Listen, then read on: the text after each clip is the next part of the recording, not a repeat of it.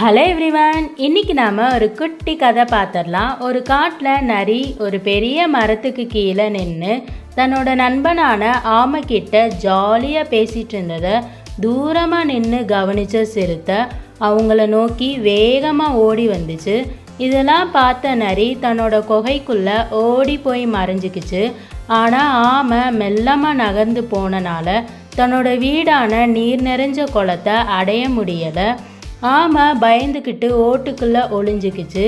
சிறுத்தை தன்னோட கூர்மையான நகத்தால் ஆமை ஓட்டை உடைக்க நினச்சிச்சு. இதெல்லாம் பார்த்த நரி தந்திரமாக ஆமை ஓட்டை உடைக்கணுன்னா குளத்துல தூக்கி போடு நண்பா, சாப்பிட்றதுக்கு மெல்லுசாயிடும் அப்படி சொன்னதை கேட்டு இந்த சிறுத்தை ஆமை ஓட்டை குளத்துல பொத்துன்னு போட்டுருச்சு. ஆமையும் நரியும் ஜாலியாக வீட்டுக்கு போனாங்க. ஆனால் இந்த சிறுத்தை சோகமாக அங்கே நின்றுட்டு இருந்துச்சு.